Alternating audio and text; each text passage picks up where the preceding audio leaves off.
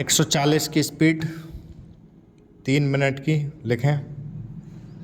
अध्यक्ष जी, जिस समय पाकिस्तान ने भारत पर हमला किया था उस समय उन्होंने देश की रक्षा के लिए महत्वपूर्ण कार्य किया था।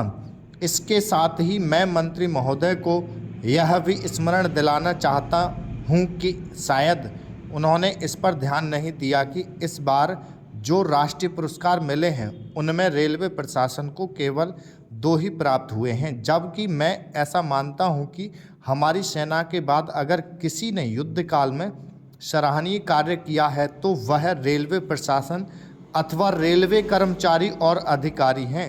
इसलिए उनके मनोबल को बनाए रखने के लिए और उनको प्रोत्साहित करने के लिए रेल मंत्री को इस बात पर भी ध्यान रखना चाहिए और इसका प्रयास करना चाहिए कि जो भी इस तरह के प्रोत्साहन मिलें उनमें रेलवे का विशेष ध्यान रखा जाए। रेल मंत्री महोदय ने अपने वक्तव्य में भी रेलवे कर्मचारियों की प्रशंसा की है या उनको प्रोत्साहन दिलाया है, लेकिन यह प्रोत्साहन शांति काल में भी बना रहना चाहिए।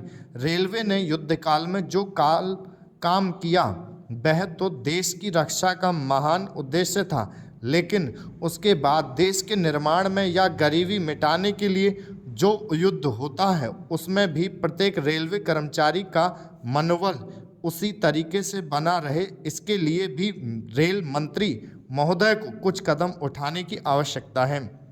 मैं ऐसा मानता हूं कि वह किसी भी तरीके से करें, उनका तरीका कुछ भी हो, लेकिन उनको यह करना चाहिए कि जितने भी रेलवे कर्मचारी हैं, जो भी रेलवे को मुनाफा हो उसमें वह साझीदार हो। चाहे आप उनको बोनस के रूप में कुछ दें, चाहे किसी और तरीके से दें, लेकिन हर वर्ग के रेलवे कर्मचारी को मालूम होना चाहिए कि यदि वह देश के निर्माण के संबंध में ठीक तरह से काम करेगा तो उसको पुरस्कार के रूप में या वेतन के अंश के रूप में अपने वेतन के अलावा पैसा मिलेगा।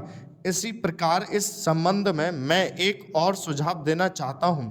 स्वतंत्रता के बाद रेल प्रशासन भारत सरकार का प्रशासन हो गया, लेकिन यह लोकसभा एक विशेष उद्देश्य को लेकर चुनी गई है। यह उस कार्यक्रम का एक नमूना ही है। गांधी जी ने जीवन के सभी पहलुओं पर प्रकाश डाला था। धन को वे संयम से व्यय करने के हक में थे।